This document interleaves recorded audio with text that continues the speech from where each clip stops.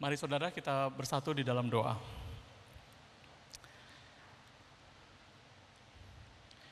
Ya Tuhan, pada masa Lenten ini, bawalah kami untuk kembali memandang kepada salib itu. Sehingga sungguh Tuhan kami bisa kembali merasakan betapa panjang dan lebar, tinggi dan dalam kasih-Mu bagi kami. Tuhan, pada saat ini dengan membawa hati yang bagaikan bejana yang siap dibentuk, demikian kami rindu ya Tuhan belajar mendengarkan kebenaran firman-Mu, dan kami mau belajar melakukan firman itu. Bersabdalah kepada kami ya Bapa, oleh sebab kami anak-anak-Mu, kami telah siap untuk mendengarkan firman. Kami bersyukur dan kami berdoa di dalam nama Tuhan Yesus. Amin. Shalom saudara sekalian yang dikasihi Tuhan. Bersyukur pada Tuhan, hari ini diberikan kesempatan yang indah, keadaan yang baik. Kita boleh beribadah ke rumah Tuhan ataupun saudara yang mengikuti dari tempat masing-masing. Dan secara khusus juga hari ini kita akan menerima sakramen perjamuan kudus. Saudara, saya mengajak kita membuka bagian firman Tuhan dari surat Filipi pasal yang kedua, ayat yang ke-5 sampai ayat yang ke-11. Sebagian telah kita bacakan di dalam responsoria tadi, tetapi saya mengajak kita membaca sekali lagi dari ayat yang ke-5 sampai ayat yang ke-11 dari surat Rasul Paulus kepada jemaat di Filipi, pasalnya yang kedua. Demikian firman Tuhan. Hendaklah kamu dalam hidupmu bersama menaruh pikiran dan perasaan yang terdapat juga dalam Kristus Yesus, yang walaupun dalam rupa Allah, tidak menganggap kesetaraan dengan Allah itu sebagai milik yang harus dipertahankan, melainkan telah mengosongkan dirinya sendiri dan mengambil rupa seorang hamba dan menjadi sama dengan manusia. Dan dalam keadaan sebagai manusia, ia telah merendahkan dirinya dan taat sampai mati, bahkan sampai mati di kayu salib. Itulah sebabnya Allah sangat meninggikan dia dan mengaruniakan kepadanya nama di atas segala nama, supaya di dalam nama Yesus bertekuk lutut segala yang ada di langit dan yang ada di atas bumi dan yang ada di bawah bumi, dan segala lidah mengaku Yesus Kristus adalah Tuhan, bagi kemuliaan Allah Bapa. Saudara sekalian yang dikasihi Tuhan, ketaatan merupakan hal yang sangat penting sekali di dalam sebuah proses pemulihan. Saudara, kalau kita sakit, maka kita harus taat mengikuti rangkaian proses pemulihan, pengobatan untuk kita mendapatkan kesembuhan. Jadi kita harus makan obat, bahkan vitamin secara teratur pada waktu-waktunya yang telah diberikan secara teratur untuk kita bisa sembuh. Kita juga harus menjaga apa yang kita makan, apa yang kita minum secara teratur. Kita juga harus rajin berolahraga, menggerakkan badan kita, juga memastikan kita mendapatkan istirahat yang cukup. Saudara, dengan ketaatan melakukan atau mentaati seluruh rangkaian proses pengobatan itu, maka kita mendapatkan kesembuhan. Tapi masalahnya saudara, kita sulit sekali untuk taat, bukan? Kita biasanya sulit untuk melakukan apa yang sebetulnya sudah kita mengerti, kita paham. Misalkan untuk memulai pola hidup sehat, kita harus menjaga makan kita harus exercise, kita harus latihan tubuh kita, olahraga rutin. Biasanya pikiran kita setuju untuk melakukan itu, tetapi ketika waktunya itu harus dilakukan, kita sulit mentaatinya. Ya, kenapa saudara? Karena pada dasarnya memang kita sulit sekali untuk bisa menerima apa yang menjadi perintah, instruksi, peraturan-peraturan atau keinginan yang orang lain ingin untuk kita lakukan. Maka kita lebih suka sebetulnya bebas melakukan apa saja yang ingin kita lakukan sesuka hati kita. Saudara, demikian juga halnya dengan kerohanian kita. Kita sering sekali tidak taat kepada firman Tuhan. Misalkan firman Tuhan berkata, jangan mengucapkan saksi dusta. Kebanyakan orang kalau kepepet bisa berbohong. Firman Tuhan berkata, jangan melakukan hal-hal yang tidak dikehendaki oleh Tuhan. Jangan jatuh kepada dosa, jaga kekudusan hidup. Tapi kenyataannya saudara, kita suka jatuh dan jatuh lagi. Kita suka nggak taat kalau Tuhan memanggil kita untuk misalkan menguduskan, menghormati hari Sabat untuk beribadah kepada Tuhan. Kita juga suka nggak taat kalau Tuhan meminta kita untuk kerja buat Tuhan, untuk melayani Tuhan. Kita sering nggak taat kalau Tuhan memberikan kepada kita kesempatan untuk kita memberikan persembahan, membawa persembahan kita yang terbaik kepadanya. Kita juga sering nggak taat saudara kalau Tuhan meminta kita untuk memaafkan dan mengampuni orang-orang di sekitar kita yang mungkin saja telah melukai hati kita. Saudara sekalian dikasih Tuhan, di tengah-tengah ketidaktaatan kita, maka Tuhan Yesus menunjukkan ketaatannya. Tuhan Yesus taat kepada kehendak Bapa di sorga yang telah mengutusnya untuk datang ke dalam dunia ini. Tuhan Yesus taat untuk merendahkan hatinya, untuk mengambil rupa manusia, datang ke dalam dunia ini. Ketaatan demi ketaatan Tuhan Yesus kemudian dibuktikan bagi kita, saudara. Dia taat untuk mengasihi kita dan setia sampai pada akhirnya.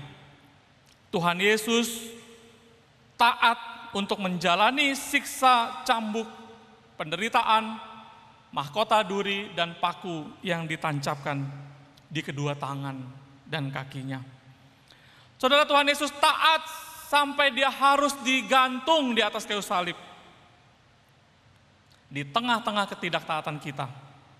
Supaya apa saudara? Supaya saudara dan saya bisa kembali taat kepada Tuhan. Saudara, hari ini kita mau belajar bagaimana ketaatan Kristus. Supaya hidup kita semakin dipulihkan, saudara. Saya berdoa bagi kita semua, agar hidup kita bisa semakin memuliakan nama Tuhan. Kita boleh semakin hidup di dalam anugerah Tuhan dan mengalami kemenangan demi kemenangan, berkat demi berkat yang berkelimpahan. Sekarang mari kita lihat kalau kita mau belajar tentang ketaatan dari Tuhan Yesus Kristus. Maka yang pertama kita melihat dari ketaatan Kristus, yang pertama adalah ketaatannya kepada kehendak Tuhan. Ketaatan Kristus adalah ketaatan kepada kehendak Allah. Jadi dia dengan sempurna, saudara, melakukan apa yang Tuhan atau Allah Bapa kehendaki untuk dia lakukan. Ketaatannya kepada kehendak Allah itu menjadikan Allah itu sebagai prioritas yang paling tinggi dan paling utama di dalam kehidupannya. Dalam hal inilah nama Tuhan dipermuliakan. Saudara, Tuhan paling dipermuliakan pada saat apa? Pada saat kehendaknya itu dinyatakan melalui kehidupan kita. Tuhan paling dimuliakan kalau kita taat kepada kehendaknya. Maka sebaliknya dosa, saudara, dosa itu adalah apa? Dosa itu adalah ketidaktaatan kita kepada sasaran kehendak yang telah ditetapkan oleh Allah. Itulah dosa. Itulah sebabnya ketika kita tidak taat kepada kehendak Tuhan, maka kita kemudian kehilangan kemuliaan Allah. Saudara, dalam perjanjian lama, kata taat itu berarti, saudara, kata yang sama itu, taat itu sama dengan kata mendengarkan dalam perjanjian lama. Jadi orang yang taat adalah orang yang mendengarkan dan melakukan kehendak Allah. Itu definisi ketaatan di perjanjian lama.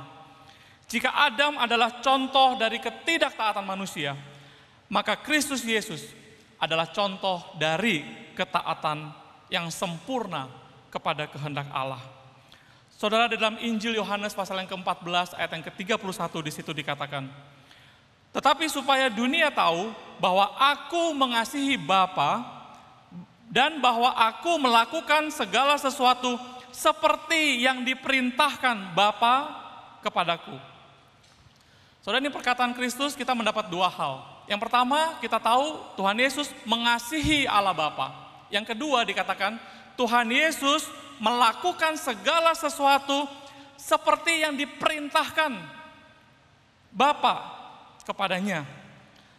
Saudara, Tuhan Yesus mengasihi Bapa sehingga apa saja yang menjadi kehendak Allah Bapa itu menjadi prioritas yang paling tinggi di dalam kehidupannya, dan itu menjadi setara seperti sebuah perintah yang harus dilakukan. Jadi kehendak Bapa oleh karena kasih Kristus kepada Allah Bapa, kehendaknya, keinginannya, kemauannya itu menjadi setara seperti perintah yang harus segera dilakukan.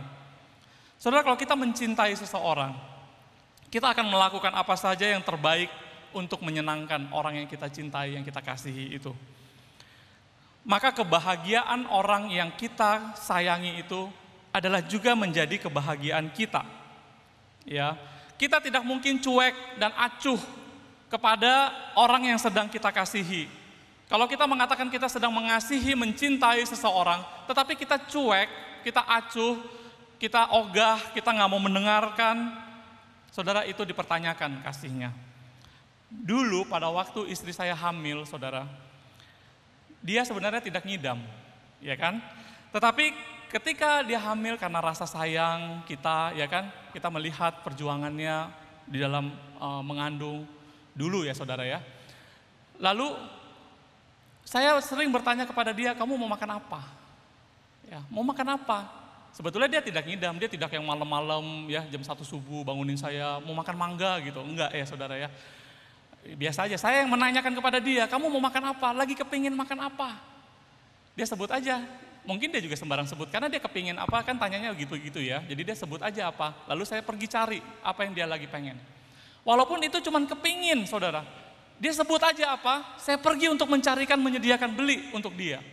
Dan sampai di rumah juga, namanya juga cuma kepingin, dia cuma icip-icip aja, udah itu gak mau, sisanya saya yang habisin saudara. Saudara, ketika kita mengasihi seseorang, kita mencintai seseorang, maka keinginan dia, saudara, itu menjadi setara dengan perintah yang harus kita lakukan. Itulah ketaatan Kristus. Ketika dikatakan dia mengasihi Allah Bapa, maka dia akan melakukan segala sesuatu seperti yang diperintahkan Tuhan kepadanya. Itu menjadi prioritas yang paling tinggi yang harus dilakukan. Saudara sekalian yang dikasihi Tuhan, pertanyaannya sekarang adalah bagaimana dengan kita?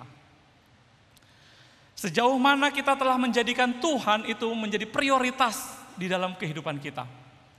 Sejauh mana saudara, kalau saudara mengaku saudara mengasihi Tuhan hari ini? Pertanyaan saya adalah, sejauh mana apa yang telah saudara lakukan demi membuktikan cinta saudara kepada Tuhan? Sudah sejauh mana kita taat kepada kehendak Tuhan? Saudara, banyak orang, ya waktu saya melayani di pelayanan kaum muda, banyak anak-anak muda tanya, ko atau boksu, bagaimana kita bisa tahu kehendak Tuhan? Bagaimana saudara kita bisa tahu kehendak Tuhan?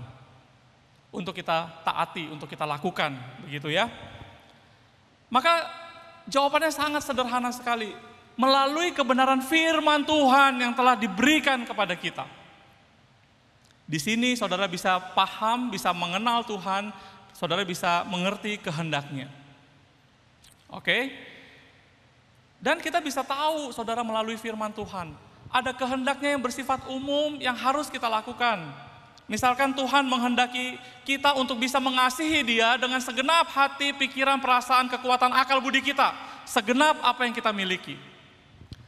Tuhan juga menghendaki kita untuk bisa mengasihi sesama kita seperti kita mengasihi diri kita sendiri. Kita tahu itu semua, saudara, kehendak Tuhan secara umum. Tuhan menghendaki kita untuk bisa berubah hidup kita semakin hari semakin baik. Tuhan menghendaki kita untuk bisa bertumbuh bersama dalam komunitas orang percaya misalkan. Saudara, itu kehendak Tuhan yang umum yang kita tahu itu kehendak Tuhan. Atau sampai hal-hal yang khusus. Firman Tuhan memberitahukan kepada kita hal-hal yang khusus. Misalkan, sesuai dengan karunia dan talenta yang Tuhan sudah berikan, percayakan bagi kita. Maka pertanyaan sekarang, Tuhan menghendaki dengan karunia-karunia yang unik, yang khusus, yang hanya kita saja yang miliki, saudara. Tuhan mau itu kita pakai untuk kembali memuliakan Dia. Ya, kita bergabung dalam anggota tubuh Kristus, saling memperlengkapi untuk saling melayani satu dengan yang lainnya. Itu kehendak Tuhan yang khusus, saudara. Hanya untuk kita saja. Ya, kita tahu itu ada di dalam firman Tuhan. Kehendak Tuhan yang khusus juga, misalkan Tuhan menghendaki kita bisa mengampuni orang-orang yang mungkin sudah berbuat salah atau melukai hati kita. Kehendak yang khusus juga mungkin, saudara, ada di antara keluarga kita secara khusus, kita tahu di lingkungan kita, terdekat keluarga kita, belum percaya kepada Tuhan. Kita tahu kehendak Tuhan itu khusus sekali, melalui konteks kehidupan kita. Bagaimana caranya kita bisa menjadi saksi bagi anggota-anggota keluarga itu. Secara khusus, nggak semua orang sama, saudara. Ada yang orang tuanya belum percaya, ada yang saudara sepupunya, ada yang kakek neneknya, ada yang beda-beda, saudara. Tetapi kita tahu secara khusus, Tuhan menghendaki kita menjadi saksi. Agar kasih Tuhan boleh diperkenalkan. Tuhan Yesus boleh diperkenalkan. Saudara, banyak lagi, saya tidak ada waktu untuk menjabarkan apa itu kehendak Tuhan. Sebetulnya saudara dan saya itu tahu apa itu kehendak Tuhan. Dan pertanyaannya sebetulnya bukan itu.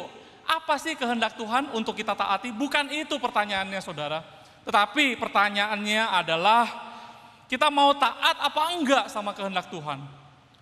Sejauh mana kita sudah taat kepada apa yang Tuhan kehendaki? Saudara, belasan tahun yang lalu ketika saya praktek 1 tahun, mungkin 15 tahun yang lalu, ya, saya mengunjungi rumah seorang jemaat lama pada waktu perkunjungan besuk begitu, mengunjungi jemaat lama yang sudah tidak datang lagi ke gereja. Ya, saya dengan beberapa anggota besuk, di situ ada majelis, ada aktivis, datang ke rumah Bapak itu, dan saya mengatakan, Pak, yuk ingat sama Tuhan, yuk balik datang kebaktian ke rumah Tuhan, ke gereja. Tetapi dia menjawab saya, dia katakan, oh saya ingat sama Tuhan, Tuhan ada di hati saya. Kalau saya rindu sama Tuhan, saya berdoa, saya bisa berdoa. Saya ingat sama Tuhan, saya mengasihi Tuhan. Tetapi karena alasan tertentu, satu dan lain hal, dia juga enggan menceritakan kenapa masalahnya kepada saya yang adalah seorang mahasiswa praktek 1 tahun. Tapi karena satu dan lain hal dia katakan, saya belum bersedia untuk datang beribadah di rumah Tuhan. Yang penting kan masih ada Tuhan di hati saya, bukan? Dia katakan begitu. Ya, lalu saya menjawab begini, saudara. Saya bilang, oh bagus ya, kalau masih ada Tuhan di hati Bapak, kalau masih ada Tuhan di hati Bapak, Bapak pasti akan melakukan apa yang menjadi kerinduan Tuhan untuk Bapak. Kalau sungguh-sungguh ada Tuhan di hati Bapak. Dan apakah Bapak tahu apa kerinduan Tuhan? Saya katakan, Bapak kembali beribadah di gereja. Bersekutu kembali bersama umat kepunyaan Allah. Beribadah ke gereja. Saudara sekalian dikasih Tuhan, apakah kita sudah memiliki ketaatan yang sempurna seperti ketaatan Tuhan Yesus Kristus untuk melakukan persis seperti apa yang Tuhan kehendaki untuk Dia lakukan? Walaupun terkadang kehendak itu kemudian berbeda 180 derajat dengan apa yang kita kehendaki. Di dalam hal inilah kita melihat teladan contoh kesempurnaan ketaatan Kristus pada kehendak Bapa. Kenapa? Walaupun itu kemudian berbeda dengan kehendak dia, pada akhirnya dia taat untuk melakukan kehendak Bapa. Kenapa, saudara? Karena kehendak Bapa itu menjadi prioritas yang paling tinggi di dalam kehidupannya. Dalam Lukas pasal yang ke-22 ayat 42 dikatakan di dalam doa di Taman Getsemani, "Ya Bapa, jikalau Engkau mau, ambillah cawan ini lalu daripadaku. Tetapi bukanlah kehendakku, melainkan kehendak-Mu lah yang terjadi." Saudara, sudahkah kita bisa berdoa atau berkata seperti ini di dalam doa kita kepada Tuhan? Tuhan, kalau ini kehendak-Mu, jadilah kehendak-Mu. Saudara, yang kedua yang kita mau pelajari dari ketaatan Kristus, kita mau belajar ketaatan Kristus, yang kedua adalah ketaatannya untuk merendahkan hati. Kalau yang pertama tadi ketaatannya untuk melakukan kehendak Bapa, yang kedua ketaatannya untuk merendahkan hati. Saudara, ketaatan Kristus di dalam merendahkan hati ini sangat-sangat penting sekali. Karena ketaatan adalah tanda dari seseorang itu rendah hati atau enggak. Jadi ketaatan adalah tanda kerendahan hati. Hanya orang yang rendah hati, saudara, yang bisa taat. Saudara, kalau di dalam perjanjian lama, kata taat itu adalah kata yang dipakai juga dengan kata mendengarkan. Maka di perjanjian baru, saudara, kata taat itu kemudian kata yang dipakai adalah kata tunduk. Patuh, tunduk ya saudara. Nah, kata bahasa Indonesia itu bagus sekali. Taat itu berarti tunduk. Apa itu tunduk, saudara? Tunduk adalah sebuah gesture, sebuah sebuah tindakan untuk membungkukkan atau merendahkan kepala kita. Itu tunduk, saudara. Ya. Kepala adalah sesuatu bagian posisi yang paling tinggi di dalam keberadaan diri kita. Kata tunduk itu berarti dia itu menundukkan, merendahkan bagian yang paling tinggi. Ya, di situ ada kerendahan hati. Hanya orang yang rendah hati yang bisa taat. Saudara, sejak manusia jatuh ke dalam dosa, manusia itu terperangkap oleh jerat kesombongan dan tinggi hati. Manusia punya kecenderungan untuk meninggikan diri sehingga menjadi haus akan puji-pujian, penghargaan, penghormatan dari manusia lainnya. Maka ketika Kristus datang ke dalam dunia untuk memberikan pelajaran yang sangat berharga dengan konsep yang sangat berbeda sama sekali dengan apa yang dilakukan manusia, yaitu di dalam kesempurnaan keadaannya sebagai Tuhan, Tuhan Yesus rela mengosongkan itu semua dengan sebuah ketaatan demi kasih-Nya kepada saudara dan saya. Saudara, maka ketaatan Kristus dijabarkan secara jelas oleh Rasul Paulus di dalam Filipi pasal yang kedua yang tadi kita baca, ayat yang ke-6 sampai yang ke-8. Yang walaupun dalam rupa Allah, tidak menganggap kesetaraan dengan Allah itu sebagai milik yang harus dipertahankan, melainkan dengan mengosongkan dirinya sendiri dan mengambil rupa seorang hamba dan menjadi sama dengan manusia. Dan dalam keadaan sebagai manusia, ia telah merendahkan dirinya dan taat sampai mati, bahkan sampai mati di kayu salib. Saudara, ini adalah contoh ketaatan untuk merendahkan hati, saudara. Tuhan Yesus meninggalkan sorga yang mulia, mengambil rupa seorang manusia, dan hidup di dalam kehinaan, kerendah hatian. Itu menandakan tanda kebesaran hatinya, saudara, yang tiada taranya.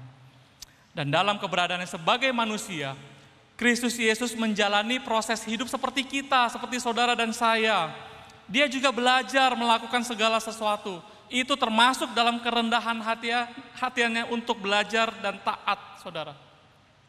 Di dalam Ibrani pasal yang kelima ayat yang ke-8 sampai ayat yang ke-9 dikatakan, dan sekalipun ia adalah anak, ia telah belajar menjadi taat dari apa yang telah dideritanya. Dan sesudah ia mencapai kesempurnaannya, ia menjadi pokok keselamatan yang abadi bagi semua orang yang taat kepadanya. Sebagai manusia dikatakan Tuhan Yesus belajar taat. Dan ketika dia sudah mencapai kesempurnaannya di dalam ketaatannya, dia menjadi contoh teladan bagi semua orang yang akhirnya kemudian kembali dan taat kepadanya.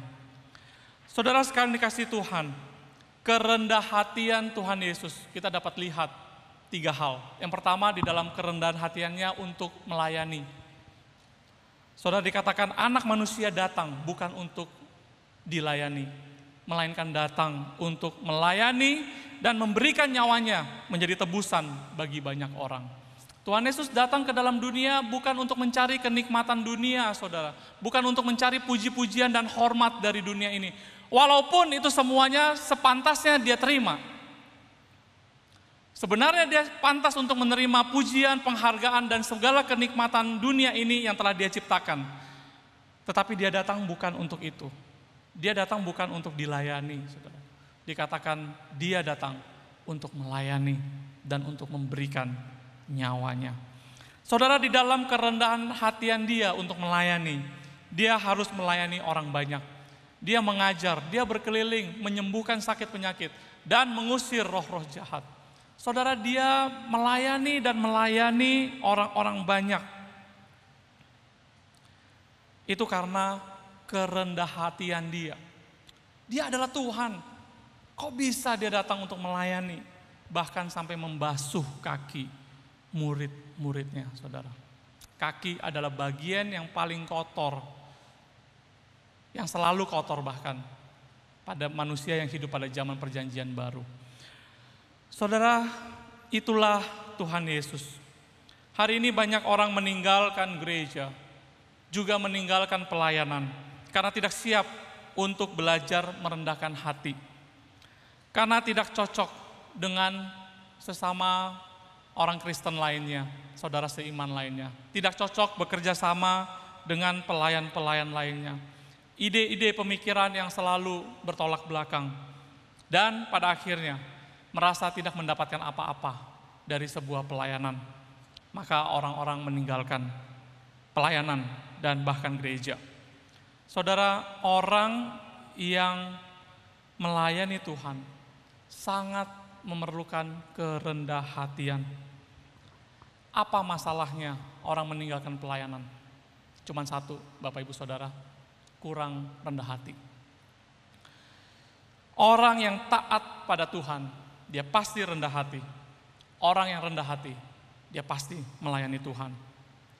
Di sini kita melihat hanya mereka yang sungguh-sungguh menjaga kerendahan hatiannya untuk bisa rendah hati. Itu mereka lah yang bisa melayani dengan baik.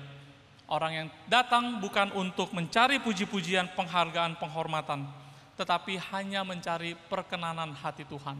Mereka lah yang bisa melayani dengan baik. Aspek kedua dari kerendahan hatian Tuhan Yesus, kita melihat bagaimana dia taat untuk rendah hati, untuk mengasihi. Kasih Kristus itu berbeda, saudara, dengan kasih yang lain. Kasihnya tulus tanpa motivasi. Banyak orang bisa mengasihi, melakukan perbuatan baik dengan motivasi. Tetapi kita mesti belajar dari kasih Kristus yang tulus ikhlas. Yang tanpa alasan, tanpa harus ada alasan sesuatu, apa hal yang membuat kita harus mengasihi. Saudara, dikatakan di dalam 1 Yohanes pasal yang ketiga ayat 16 sampai 18. Demikianlah kita ketahui kasih Kristus, yaitu bahwa ia telah menyerahkan nyawanya untuk kita. Jadi kita pun wajib menyerahkan nyawa kita untuk saudara-saudara kita. Barang siapa mempunyai harta duniawi, dan ia melihat saudaranya menderita kekurangan, tetapi menutup pintu hatinya terhadap saudaranya itu, bagaimanakah kasih Allah tetap di dalam dirinya? Anak-anakku, marilah kita mengasihi bukan dengan perkataan atau dengan lidah, tetapi dengan perbuatan dan dalam kebenaran. Tuhan Yesus memberikan contoh bagi kita untuk hidup saling mengasihi dengan perbuatan nyata dan saling mengasihi dengan kasih yang tulus ikhlas. Ya. Kasih yang tidak didorong oleh motivasi atau alasan-alasan tertentu, kepentingan-kepentingan tertentu, tapi sungguh-sungguh atas dasar ketaatannya kepada kehendak Bapa saja. Aspek yang ketiga, saudara, dari kerendahan hatian Kristus adalah di dalam hal mengampuni. Jadi dia taat untuk merendahkan hati, taat untuk merendahkan hatinya, mengosongkan dirinya untuk bisa mengampuni. Saudara, kita melihat bahwa di antara banyak orang yang Tuhan layani, Tuhan kasihi, disembuhkan penyakitnya, diajarkan kebenaran-kebenaran firman Tuhan melalui khotbah-khotbah yang luar biasa, khotbah di bukit dan di mana-mana, diusir dari roh-roh jahat. Orang-orang ini, saudara, yang pada akhirnya juga yang menyerahkan Kristus untuk ditangkap dan disalibkan. Saudara, bagaimana perasaan saudara? Kalau saudara sudah melayani orang, sudah berbuat baik kepada seseorang, orang itu kemudian berbalik dan menjerumuskan saudara. Jadi kerendahan hatian Tuhan Yesus kita melihat di sini. Ketika dia ada di kayu salib, di atas kayu salib, salah satu perkataan salib adalah seperti ini. Ya Bapa, ampunilah mereka, sebab mereka tidak tahu apa yang mereka perbuat. Saudara, Kristus taat untuk mengampuni, taat, bersedia taat untuk sampai kehilangan segalanya, agar rencana keselamatan dari Tuhan dapat tergenapi melalui pengorbanannya. Tuhan Yesus taat untuk mengampuni. Ini merupakan sebuah challenge, tantangan buat saudara dan saya untuk mengampuni. Minggu lalu saudara kita sudah dengar khotbah, renungan firman Tuhan, bagaimana kita bisa mengampuni. Pertanyaannya sekarang, maukah saudara dan saya kita taat untuk bersedia melakukan atau menyatakan pengampunan itu? Saudara, kita bisa punya banyak alasan kenapa sampai hari ini kita masih nggak bersedia mengampuni, dan kita masih belum mau bicara dengan orang-orang yang telah melukai hati kita. Banyak sekali alasan kita bisa katakan, saudara. Saudara, beberapa kesempatan yang lalu saya suka menonton YouTube dan mencari informasi begitu. Salah satu yang suka saya ikuti adalah Dr. David Sinclair. Ini seorang profesor biologi, seorang dokter juga. Masih muda dan pintar sekali. Saudara boleh nanti di YouTube, di rumah, saudara search kata kuncinya David Sinclair. Itu seorang profesor yang luar biasa. Saya tidak bisa menampakkan wajahnya di sini, karena saya takut nanti streaming YouTube kita di take down. Karena hampir seluruhnya foto-foto dia ada di channel YouTube, saudara ya. Jadi dia adalah seorang profesor yang meneliti bagaimana caranya agar manusia bisa berumur panjang dan sehat lebih lama. Dia katakan abad sekarang manusia bisa berumur lebih panjang, tetapi sehatnya itu belum tentu panjang. Jadi ada orang yang sampai usia berapa tahun dia udah sakit, tetapi walaupun dia belum langsung meninggal dunia, dia bisa hidup panjang, tetapi dalam keadaan sakit. Nah, Dr. David Sinclair ini mengatakan dia sedang meneliti, sampai ke molekul DNA dan lain sebagainya, unsur-unsur apa yang bisa membuat manusia itu bisa berumur panjang, juga bisa sehat lebih lama, saudara. 1-2 kalimat yang kemudian menarik sekali, dan itu menjadi pemikiran saya, saudara, ketika dia katakan bahwa semakin bertambahnya usia seseorang, maka semakin berkurang kemampuan untuk pemulihan diri. Saya ulangi ya saudara ya, semakin bertambah usia, semakin seseorang itu kehilangan kemampuan untuk self-healing dia. Ya, misalkan sebagai contoh, anak kecil kalau lari-lari, saudara lihat, dia jatuh, kakinya lecet bukan? Dan berdarah begitu. Enggak butuh waktu lama, saudara, kemudian darahnya berhenti, dan kemudian enggak butuh waktu lama juga, butuh mungkin beberapa hari, darahnya itu sudah kering, dan akhirnya sembuh sendiri. Ya, walaupun kalau diobatin juga bisa mempercepat. Intinya adalah sembuhnya cepat, saudara. Tetapi tidak demikian kepada orang-orang yang tua. Kalau seseorang tua nggak sengaja jatuh, saudara, lecet dan berdarah, saudara, sulit sekali dan memerlukan waktu yang panjang sekali bagi dia untuk memulihkan diri. Jadi saudara lihat di sini logika dia, anak kecil punya self healing yang jauh lebih cepat daripada orang-orang yang tua. Semakin tua, semakin lama. Ternyata Dr. David Sinclair ini mengatakan bukan hanya fisik loh. Bukan hanya self healing dalam pengertian luka fisik. Anak kecil juga punya self healing untuk luka batin dan hati dia lebih cepat, jauh lebih cepat daripada orang dewasa. Semakin dewasa, semakin tua, seseorang itu akan semakin sulit untuk memulihkan luka hati. Contoh, dia contohkan lagi saudara, anak-anak kecil kalau main sama-sama dengan keponakan-keponakan atau sepupu-sepupunya atau teman-temannya main-main, senang-senang ketawa-ketawa, sebentar bisa apa saudara? Rebutan barang atau sebentar bisa berselisih, bertengkar, guling-guling, bisa berantem saudara. Habis itu apa saudara? Nangis. Benar nggak saudara? Tapi saudara sering nggak melihat anak-anak kalau udah nangis, nggak lama saudara lihat mereka main lagi. Nggak butuh waktu berhari-hari, berbulan-bulan, atau bertahun-tahun. Mereka ngomong lagi tuh, mereka main lagi sama-sama. Tapi tidak demikian bagi orang dewasa dan orang tua, saudara. Jadi profesor ini menyadarkan kita bahwa ternyata saudara kita harus sadar hal ini. Semakin tua kita, semakin kehilangan kemampuan untuk menyembuhkan diri sendiri. Self healing kita, kemampuan itu semakin nggak ada. Karena apa saudara? Karena ketika kita anak-anak, kita masih belum menjadi siapa-siapa. Kita masih belum punya apa-apa. Tetapi ketika kita sudah dewasa, kita sudah menjadi seseorang. Dan kita sudah mempunyai apa-apa. Kita punya jabatan, kita punya kedudukan, kita punya kehormatan, kita punya harta benda, kekayaan dan lain sebagainya. Disitulah kita mulai menikmati pencapaian-pencapaian kita. Dan kita mulai kehilangan kerendah hatian kita, saudara. Semakin kita meninggikan diri kita, semakin sulit kita untuk dipulihkan dari luka-luka di dalam hati kita.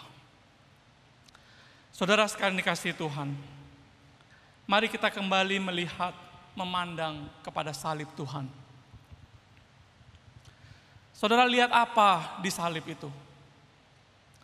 Saudara lihat kerendahan hati di situ. Saudara lihat pengampunan dosa di situ.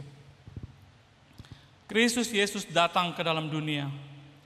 Dia mengosongkan apa yang ada di dalam dirinya untuk memberikan pengampunan buat kita, untuk memulihkan kita. Mari saudara hari ini, di dalam keadaan yang berbahagia, kita undang Tuhan Yesus untuk masuk ke dalam hati kita, untuk menguasai hidup kita. Biarkan Tuhan Yesus yang memulihkan kita. Biarkan kuasa darahnya dan oleh bilur-bilurnya kita menjadi sembuh. Sehingga kita bisa katakan kepada diri kita, saudara, hidupku ini bukan aku lagi, melainkan Tuhan Yesus yang hidup di dalam aku. Saya tutup khotbah ini dengan sebuah kesaksian pribadi.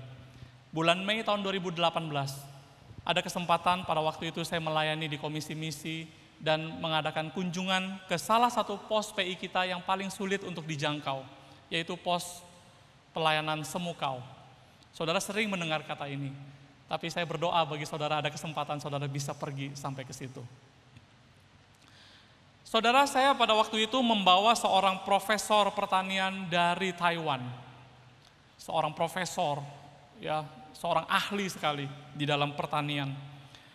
Lalu bersama-sama dengan Bapak Christopher, Pak Yahya Christopher, saudara, dia membantu menerjemahkan dengan saya. Kita pergi ke pos itu dan di sana kita memberikan penyuluhan, pembinaan kepada masyarakat, bukan hanya kepada jemaat gereja kita saja yang ada di kampung atau desa itu. Kita undang, kita dari mulut ke mulut kita katakan ada penyuluhan, ya, dengan dua tema.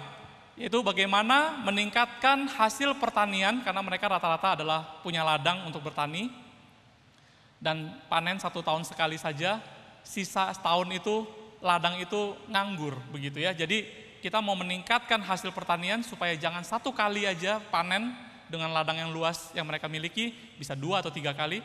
Dan kedua adalah bagaimana meningkatkan kualitas ternak mereka. Mereka berternak ayam dan berternak babi, saudara ya. Karena di situ ayam-ayam dan babi-babi di dalam kandang, tiba-tiba satu kampung mati semua, bisa mati semua tiba-tiba. Nah, jadi kami melakukan survei lapangan, kami melihat kondisi kandang mereka, bukan kandang mereka ya, kandang ayam atau kandang babi mereka. Kita melihat, kita berjalan ke pedalaman lagi melihat ladang-ladang pertanian mereka. Nah, setelah itu kita kumpulkan mereka untuk kita berikan penyuluhan, pembinaan kepada masyarakat. Lalu singkat cerita, kita menemukan bahwa ternyata kita perlu vaksin. Jadi binatang-binatang itu, ternak-ternak itu mati mendadak, satu kampung semua mati secara serentak, itu karena tidak divaksin, tertular virus begitu. Dan untuk mengadakan vaksin, komisi misi kita, gereja kita nggak bisa mengadakan itu, saudara. Karena yang berkaitan dengan vaksin itu harus, lisensinya itu harus dari pemerintah. Nggak bisa impor. Profesor Taiwan ini juga sudah pikirkan, apakah kita impor aja dari Taiwan vaksinnya. Nggak bisa, peraturan negara kita vaksin harus dari pemerintah. Oleh sebab itu, selesai penyuluhan, kita kayaknya masih ganjel. Bagaimana caranya bisa mendapat vaksin bagi ternak-ternak di kampung desa ini. Kita kemudian, pada hari kita akan kembali ke Pontianak, ya dari pedalaman itu, kita mengunjungi rumah salah satu pemimpin desa itu.